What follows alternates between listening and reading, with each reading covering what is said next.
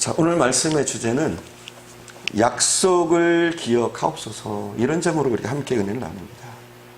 오늘 느헤미야의 첫 시작인데, 제가 이 느헤미야를 준비하게 된 이유 가운데 하나가 뭐냐면, 지금 우리 교회가 새로운 도약이 필요할 시기예요. 오늘 본문의 배경은 뭐냐면, 북왕국 이스라엘과 남왕국 유다가 다 멸망하고 사람들은 뿔뿔이 흩어지고 예루살렘 성이 회파되고 성벽이 무너지고 백성들은 수치와 모욕을 당하는 그런 상황 가운데서 하나님이 느헤미야를 쓰셔서 이스라엘을 회복하는 그런 과정들이 이 느헤미야에 담겨 있어요. 그러니까 회복이에요. 쉽게 얘기해서 느헤미야의 정체 주제는 뭐냐면 놀라운 회복. 그냥 회복이 아니라 어떤 회복이요? 놀라운 회복. 이게 저는 느헤미야의 이 주제 가운데 하나인 것 같아요. 놀라운 회복. 그리고 우리 교회도 그게 필요한 줄 믿습니다. 놀라운 회복, 새로운 재건. 그냥 재건이 아니라 엄청난 재건. 이런 일들이 이 느헤미야의 강해를 통해서, 이 느헤미야 말씀을 통해서 우리에게 심겨지길 바라요. 그런 마음으로 느헤미야를 내가 강해하겠다, 그런 마음을 먹었습니다. 자, 오늘은 서러운 부분이니까 잘 들어주시기 바랍니다. 북왕국 이스라엘이 먼저 멸망을 당합니다. 아수르에 의해서 721년에 멸망을 당해요. 그리고 나서 135년 후에 남왕국 유다도 멸망을 당해요. 아수르가 아니라 이제는 바벨론에 의해서 멸망을 당합니다. 그때가 586년이에요. 주전 586년. 그리고 나서 이 바벨론이 이스라엘을 정복한 지 얼마 되지 않아서 바벨론은 페르시아에 의해서 멸망을 당합니다. 그리고 페르시아를 성경은 바사다 이렇게 나와 있어요. 바사. 페르시아 바사, 그러니까 같은 말이에요. 그리고 그때부터 이스라엘은 이제 바벨론의 점령지가 아니라 바사의 점령지, 페르시아의 점령지가 되었습니다. 한마디로 얘기해서 이스라엘이 페르시아의 속국이 되는 거예요. 노예 국가가 되어지는 거죠. 그리고 이 느헤미야라는 사람은 어떤 사람이냐? 바벨론에 의해서 이스라엘이 멸망당할 때, 남왕국 유다가 멸망당할 때 끌려갔던 사람이에요. 근데 이 느헤미야는 바벨론의 포로가 되어서 끌려갔지만 굉장히 유능했던 것 같아요. 실력이 있는 사람이었던 것 같아요. 기도하는 사람이었던 것 같아요. 그러다 보니까 그는 조국은 큰 환난을 당하고 어려움을 겪었지만, 그러나 느헤미야는 아닥사스다 왕 밑에서 높은 관직에서 권력을 쥐고 호황호식을 하면서 떵떵거리며 살았던 그런 상황이었어요. 그 아닥사스다 왕 때 느헤미야는 높은 관직에 있었는데 그가 우연히 조국의 소식을 듣게 됐어요. 자기 나라의 소식. 그랬더니 그 소식이 뭐냐? 예루살렘에 남겨진 자들은 말도 못하는 수치와 모욕을 당하고 있고, 예루살렘 성은 무너졌고 성벽도 허물어지고 성문도 불탔다. 이런 안타까운 조국의 소식을 듣게 됩니다. 사실은 어쩌면 그와 상관없을 수 있어요. 그는 떵떵거리고 잘 살고 있고, 나라는 멸망했어도 그는 너무나 잘 살고 있고 출세의 가도를 달리고 있었거든요. 별로 신경 쓰지 않아도 되는데, 조국의 소식을 듣는 그 순간 이 느헤미야는 가슴이 무너집니다. 그리고서 조국을 구해야겠다, 하나님의 나라를 다시 세워야겠다, 이런 마음을 먹고 그의 모든 관직을 다 버리고 부귀영화를 다 버리고 능욕과 수치를 당하고 있는 그 땅 이스라엘로 다시 돌아오기를 결심합니다. 그게 이 느헤미야의 내용이에요. 자, 우리가 먼저 1절을 함께 봉독하겠습니다. 1절을 함께 봉독합니다. 하가랴의 아들 느헤미야의 말이라. 아닥사스다 왕 제20년 기스로되 내가 수상궁에 있는데. 아멘. 1절에 보니까 느헤미야의 신분을 대강 알 수 있는 말이 나와요. 그게 뭐냐면 내가 수상궁에 있는데, 이 말이에요. 수상궁은 어떤 것이냐면은 페르시아에 왕궁이 굉장히 많았어요. 여러 왕궁이 있었는데 그 중에 가장 아름답고 좋은 왕궁, 특별히 왕이 주로 거하는 거처, 거기가 수상궁이었어요. 그러니까 누가 거기 있었대요? 느헤미야도 거기 있었다는 거예요. 가장 좋은 왕궁, 왕이 거하는 그 궁 중에 느헤미야인 나도 있었다. 이것을 얘기하고 있어요. 그러니까 뭐예요? 느헤미야가 신분이 낮은 사람이에요? 높은 사람이에요? 보통 사람이 아닌 거죠. 쉽게 얘기해서 청와대에 있는 거예요. 백악관에 자유롭게 거기를 다닐 수 있는 사람. 그런 사람이 누구냐? 느헤미야였다. 이렇게 오늘 본문은 우리에게 느헤미야의 어떤 자리를 알려주고 있습니다. 그는 권력의 핵심에 굉장히 중요한 자리를 맡고 있는 사람이었어요. 그리고 11절에 보면 그의 신분에 대해서 한 번 더 나와 있는데 그가 어떤 사람이었느냐? 왕의 술 맡은 관원이었다. 이렇게 11절에는 나옵니다. 근데 이 술 맡은 관원이라는 게 뭐냐면 술 시중을 드는 그런 자리가 아니에요. 술을 시중이나 들고 술 시작거리나 하고 술이나 준비하고 이런 낮은 계급의 자리가 아니라 이 술 관원이라는 이 직책은 왕의 생명을 보호하는 자리예요. 왕의 생명을 보호하고 또 국정을 조언하는 자리. 오늘날로 치면 왕의 술관이었다. 이 말은 뭐냐면 경호실장이었다. 이런 말이에요. 대통령 경호실장이었다. 이런 말이에요. 아니면 대통령 비서실장. 이 권세가 어마어마하잖아요. 한때 대통령보다 비서실장의 권세가 더 센 적이 있었잖아요. 그 사람 말 한마디면 뭐 날아가는 새도 떨어진다고 그럴 정도로 이 비서실장의 권한은 어마어마한 겁니다. 그러니까 뭐냐면 이 느헤미야가 그런 권력의 실세, 자리도 그냥 한직이 아니라 대충 그런 자리가 아니라 그 나라를 쥐고 흔들 수 있는 어마어마한 권력을 쥐고 있는 사람이 누구였느냐? 느헤미야였다. 이렇게 얘기를 해줍니다. 그러니까 느헤미야는 그 페르시아라는 곳에서 정말 잘 살았어요. 출세하고 떵떵거리고 잘 살고 부러울 것이 없고 권력이면 권력, 돈이면 돈, 그의 미래는 미래, 걱정할 것이 없는, 남부러울 것이 없는 인생을 살고 있었습니다. 그러나 그의 관심은 그게 아니었어요. 출세나 그의 자리나 그의 미래가 아니라 그는 그곳에서 잘 살고 있었지만 떵떵거리고 있었지만 그의 관심은 어디에 있었느냐? 바로 이스라엘, 예루살렘 성, 예루살렘, 조국의 형편, 하나님의 나라. 이게 느헤미야의 관심이었어요. 사랑하는 여러분, 여러분의 관심은 어디에 있습니까? 보통 그래요. 돈이 좀 생기면 돈에 더 관심을 가져요. 또 돈이 생기면 그런 생각을 해요. 어디다 쓸까? 이걸로 뭘 할까? 어디다 투자를 할까? 권력이 생겨봐요. 그 권력으로 뭐 할까? 이런 생각을 합니다. 혹시 하나님이 여러분에게 느헤미야 같은 권력을 주신다면 여러분 어떻게 하실 거예요? 신앙생활 잘 할 수 있을 것 같아요?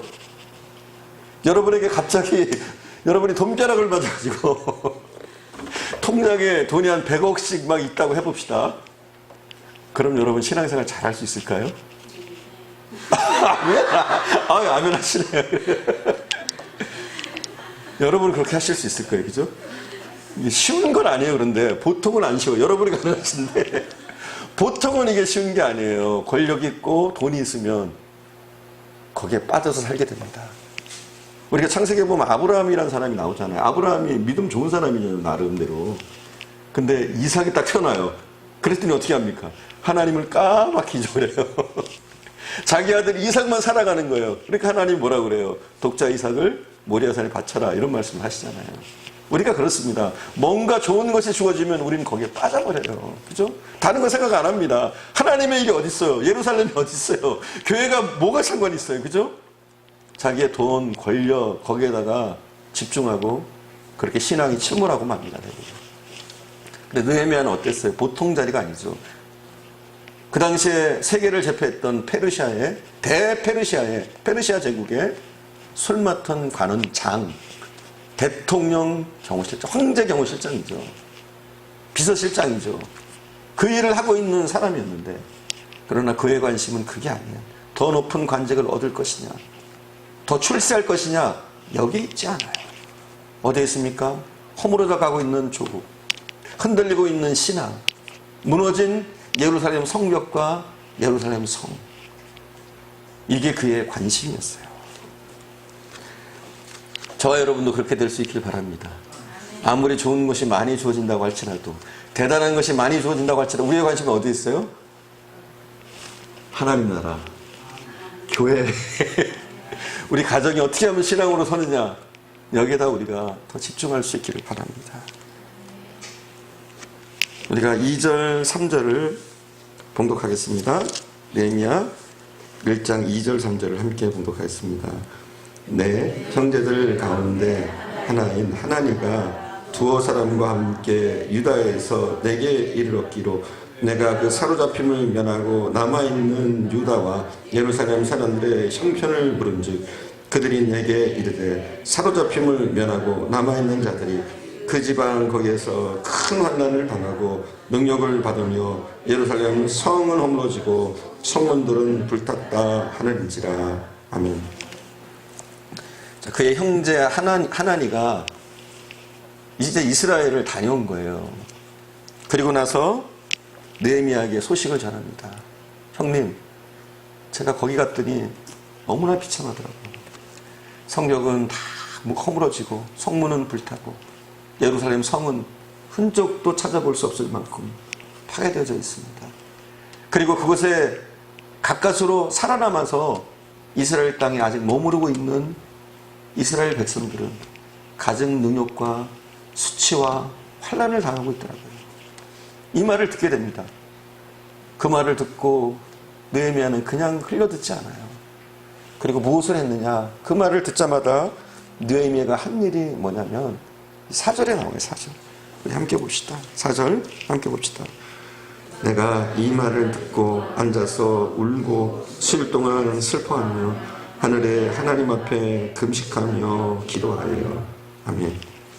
제일 먼저 그는 수일 동안 울었습니다.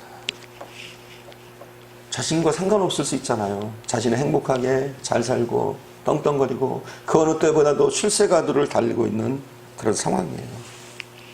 자기는 잘 지내고 있습니다. 높은 관직에서 평안히 잘 살고 있어요. 그러나 고국에 다녀온 사람들의 말을 들으니까, 그의 동생의 말을 들으니까 예루살렘에 큰 환난이 있고 어려움을 겪고 있다는 소식을 듣자마자 그는 괴로워서 밤잠을 설칩니다. 그리고 그 조국의 형편을 생각하면서 통곡하면서 옵니다. 그냥 우는 게 아니에요. 그냥 살짝 흐느껴 우는 게 아니에요. 통곡하는 거예요. 여러분, 남자의 눈물은 보통 눈물이 아닙니다. 여자분들은 잘 우는 편이에요. 그죠? 여자분들은 잘 우는 편인데 우리 편집사님도 잘 우시려고 그러는데 남자들 중에도 잘 우시는 분들이 있어요. 근데 보통은 남자의 눈물은 이게 보통 눈물이 아니에요. 보통 눈물이. 남자는 딱 생전에 3번 운다고 그래요. 태어날 때 울고, 조국을 잃었을 때 울고, 그리고 어머니를, 그러니까 부모님을 잃었을 때 운다. 뭐 이런 말이 있어요. 이런 말이. 물론 저는 3번은 훨씬 더 운 것 같아요. 제가 아이들을 키우다 보니까, 제가 아들과 딸을 둘 다 키우잖아요. 키워봤잖아요. 보니까 확연히 달라요. 우리 딸, 예림이는 딸이라서 그런지 울음이 많아요. 조금만 큰 소리만 내도 막 울려고 해요. 그리고 어려운 형편에 처하면 눈물이 글썽글썽해요. 먼저 울고 가요. 울고 조금만 소리만 언성만 높아도 막 울고, 참 이게 그렇더라고요. 근데 우리 아들은 좀 다르더라고. 놀다가 넘어져서 머리에 보면은 밤할 만한 혹이 났어요. 근데 하나도 안 울어요. 어른이 그렇게 다쳐도 아플 것 같은데 남자애들은 그렇게 다쳐도 울지 않더라고요. 그냥 놀아요. 그러고도. 그런 거 보면서 야, 다르긴 다르구나. 그렇습니다, 여러분. 남자애들은 보통 눈물이 아니에요. 느헤미야가 통곡했다. 이게 보통 그게 아닙니다. 그가 통곡한 이유는 무엇이었냐면은 예루살렘 성벽이 무너졌기 때문이 아니었습니다. 예루살렘 성문이 불탔기 때문이 아니었습니다. 예루살렘 성이 다 회파되고 파괴됐기 때문에 그가 운 게 아니었어요. 이건 외형적인 것이었고, 그 형편, 그 상황은 외형적인 것이었고, 느헤미야가 진짜 울었던 이유는 무엇이냐면 예루살렘의 참된 신앙이 다 파괴되고 있는 거예요.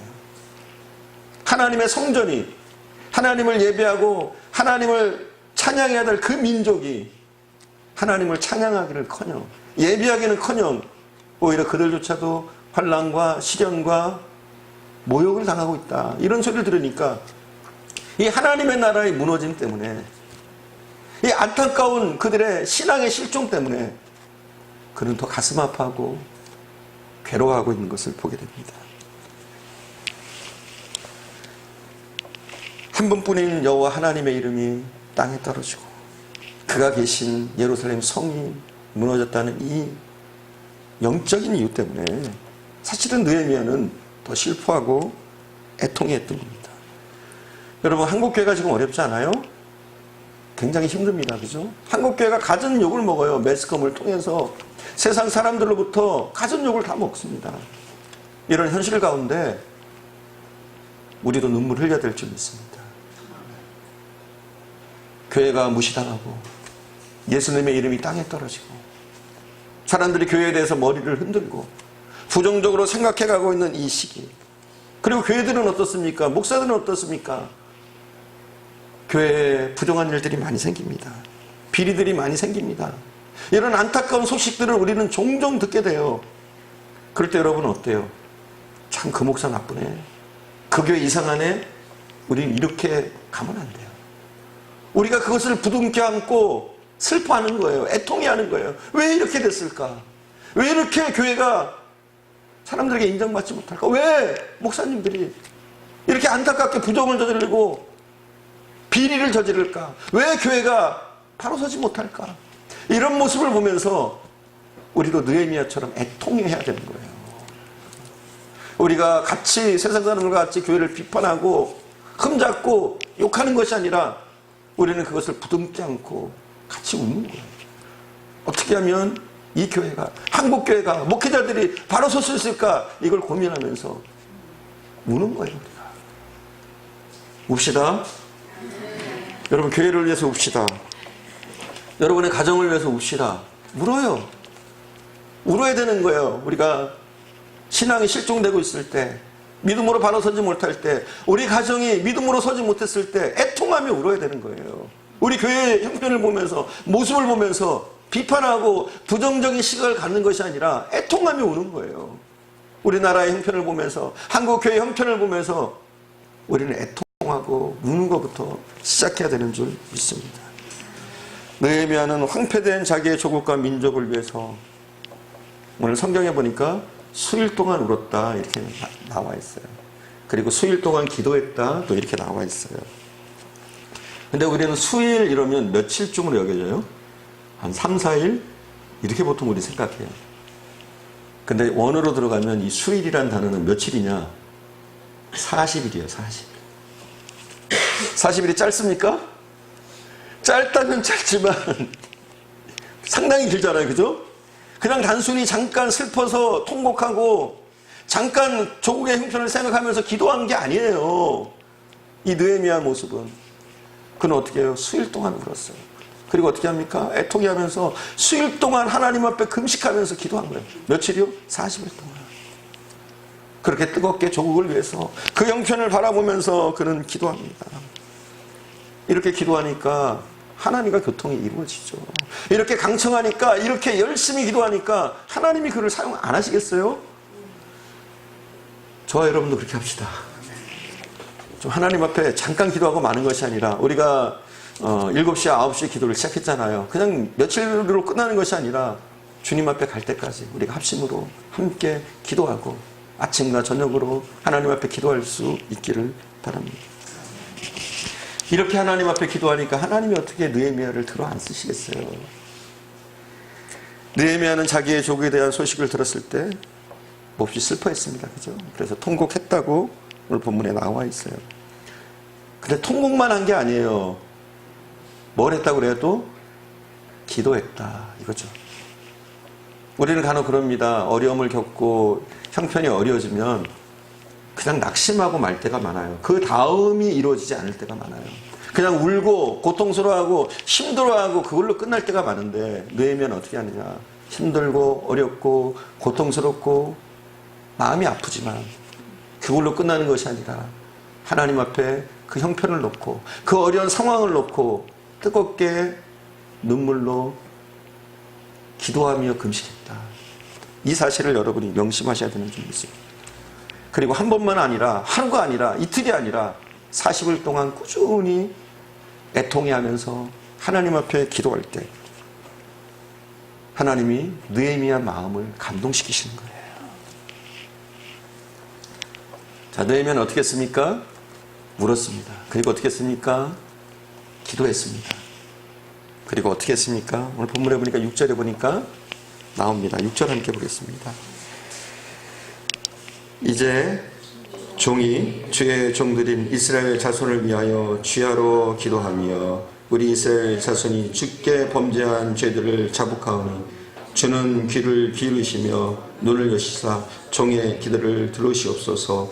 나와 내 아버지의 집이 범죄하여. 아멘.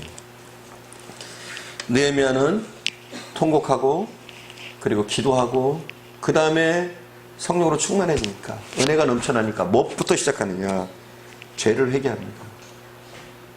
누구의 죄를 회개해요? 자기의 죄를. 이게 중요한 거예요. 자기의 죄를 먼저 자복하고 회개하다. 물론 이스라엘에 무너진 것은 느헤미야의 죄는 아니에요. 그 당시에 종교 지도자들 또 대다수의 백성들이 믿음의 길을 걷지 못했기 때문에 예루살렘의 형편이 이렇게 악해진 거예요. 고통스러워진 거예요. 하지만 느헤미야는 그들의 조상의 죄, 그들의 형제의 죄, 이것이 그들만의 죄였다고 여기지 않습니다. 자기에게도 1차적인 책임이 있다. 이렇게 책임의식을 느낍니다. 여러분, 우리나라가 많이 흔들리고 지금 얼마나 음란한 세대입니까? 얼마나 살기는 좋아졌는지 몰라도 유혹이 많은 시대가 됐습니까? 이런 시대를 바라보면서 우리가 먼저 애통해야 될 줄 믿습니다. 나라가 이렇게 흐르도록, 이런 식으로 세상이 변해가도록 그냥 방치했던 우리의 잘못, 이런 것들을 우리는 회개해야 되는 줄 믿습니다.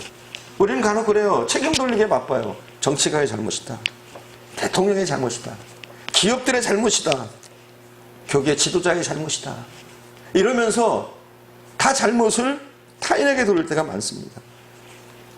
엄밀히 따져보면 우리가 더 기도하지 못해서 그래요. 특별히 우리 크리스천들이 깨어있지 못하고 믿음으로 살지 못하고 기도하지 못해서 교회가 흔들리고 교계에 문제가 생기고 우리 조국의 형편도 믿음의 길을 걷기보다는 오히려 세상으로 치닫고 있는 그런 상황 가운데 있다는 사실을 우리는 그것을 기억해야 되는 줄 믿습니다. 이 나라가 어려움을 겪고 있을 때, 민족이 어려움을 겪고 있을 때 다 모든 것을 조상 탓으로, 정치가의 탓으로, 누군가의 탓으로 돌리는 것은 하나님의 백성의 태도는 아닙니다. 마찬가지입니다. 우리 교회에 문제가 있다고 합시다. 그럼 교회의 문제만이다 이렇게 치부하면 안 됩니다. 누구예요? 바로 나부터 시작하는 거예요. 내가 더 기도하지 못해서, 내가 더 헌신하지 못해서, 내가 말씀대로 살지 못해서 우리 교회에 이런 어려움이 있다. 여러분의 가정을 생각할 때도 마찬가지예요. 누구에게 돌리지 마세요. 여러분의 가정의 문제, 책임은 여러분에게도 있는 거예요. 물론 남편에게 문제가 있고 자녀들에게 문제가 있고 부모님에게 문제가 있을 수 있어요. 그런데 그 문제의 근원으로 들어가면 바로 나에게도 책임이 있다. 이런 책임의식을 가지고 우리는 자복하며 기도해야 돼요. 이것부터 시작하는 거예요, 여러분.